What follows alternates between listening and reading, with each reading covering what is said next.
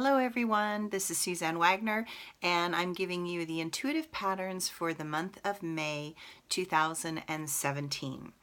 So I'm doing this still in the month of April. We're kind of coming into the end of April. I try to do them a little bit ahead. And April has been an intense month. There have been a lot of eclipses that have been happening and, there have been a lot of retrogrades that have been happening. And we are building up towards some eclipses that are going to be happening in August.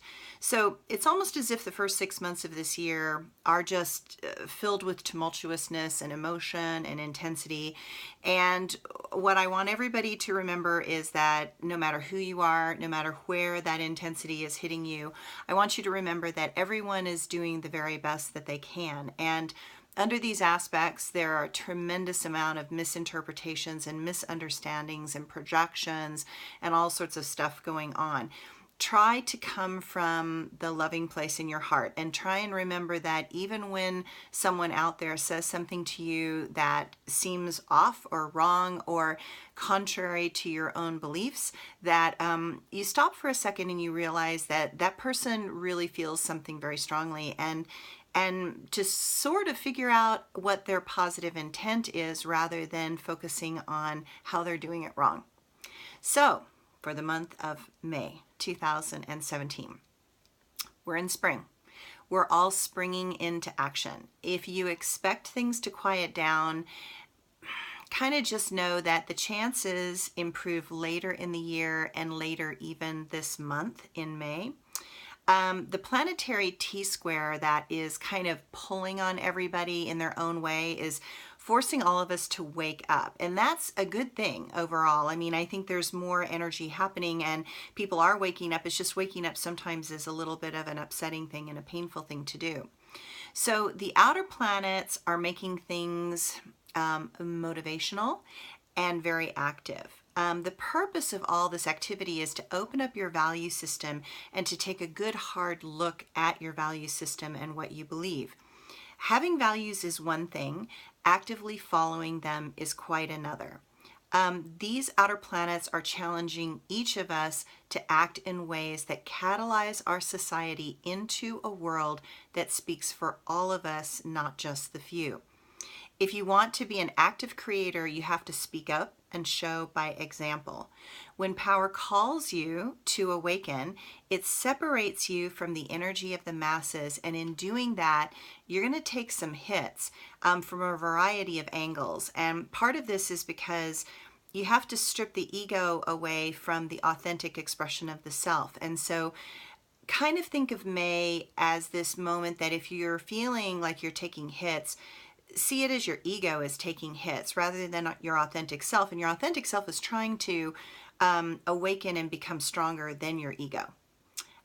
So astrologically, Uranus is in Aries and it kind of wants to revolutionize everything right now. Pluto wants to pull us back into more conservative times for the growth to be sort of slower. And it wants that growth to be kind of more along traditional, secure, tried and true ways. Jupiter is in Libra and it idealistically wishes to expand old belief systems and religious philosophy into a place that gives the world a higher balance. And it also is requiring you to shift your relationships in the directions of those that align more with your values and who resonate with you philosophically, allowing you to let go of those who are going in a direction that is different than your own. So I hear from so many people on social media that we need to figure out how to come together. I 100% agree with that.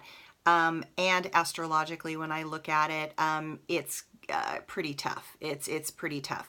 I think we do need to focus on it in order to bring it together, but I think sometimes we have to shift our own perception in order to be able to listen better. So when you look at the astrology, you see more and more of a divide and you see less of an inclination of coming together. Now, I want to change that, obviously. So I try to be the optimist, but I also try to be the realist. And so I think sometimes it's important for us to know what we're up against so that you actively start focusing in a different direction and in a different way. I attempt to kind of share and remind everyone that we are here to love each other and everything on this planet. And sometimes breakdown has to happen before breakthrough. I wish that was not the way humanity is, but we tend to be a stubborn species, and right now the sides are deeply entrenched in wanting to believe what you want to believe. What each of us have to remember is that we cannot go back. We have to be willing to explore totally new possibilities. I think it's important to attempt to listen to others from a fair and open mind. A closed mind is frozen in patterns and not willing to learn. Know that the story that a person is telling themselves may or may not be true, but you have to deal with it because they have to believe it. They have to be right to validate themselves and their choices.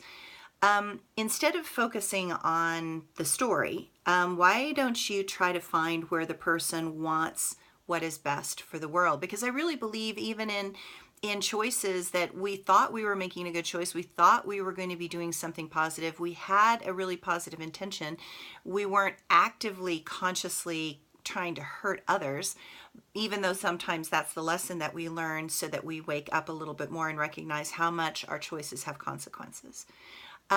So I want you to understand that people wanted to believe something in the very best place within themselves. And I want you to recognize their good intent, even if their choice was questionable to you. So Mercury ends its retrograde cycle on May 3rd. Whew, thank goodness. So those overwhelming challenges over the past 3+ weeks will start to ease up. Now we're still going to be in the shadow of Mercury, but it won't feel quite so glitchy. With Mars in Gemini all month, know that things will move very quickly. So share your ideas, but don't believe them completely. There's an element of self-deception with this particular pattern. Venus will be out of its shadow period, and so there is a strong feeling of excitement and wanting to move forward with those plans and projects that you have been bottled up on the inside. Just know that Memorial Day weekend has a fast-moving Mars opposing a slow and plodding Saturn. So you may be pushed to do something, but actually just too tired to finish it. So just cut yourself some slack and be okay with that. When it comes to the cards for this month, they also reflect a tremendous amount of movement and action. It seems the energy moves between waves of intense action and movement into deep periods of rest and needing to find a better balance in how you move that energy so it can be most effective. Think of it like you're birthing something, and we're all contributing into that birthing process. So we're all participating in some way with our energy and our thoughts and our actions. And each of us is adding something into the mix that will allow this new creation to be very unique. People are very active and waking up right now, and there is more energy being contributed into this world than ever before. And that is a really good thing. But there is so much energy that is very chaotic and passionate at this moment also. And it's important to recognize that you're not going to get your dream, period, under these aspects. None of us will. That is because there is so much information attempting to be integrated in a form that none of us have seen, and this world has not seen.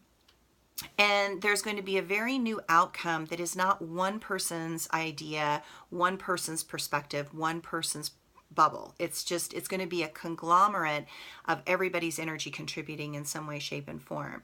So this is a force of change that integrates all the ideas that are being passionately put forward right now. And I know that it can seem overwhelming. I mean, it's like, this person has this idea, this person has that, and what about this, and what about that? And maybe we can do this. And it's a lot. It's a lot to try and integrate. And we kind of have to wait for all the pieces to kind of settle down so that then you can kind of feel where the new playing field is and where the new level is. But right now it's just all churned up.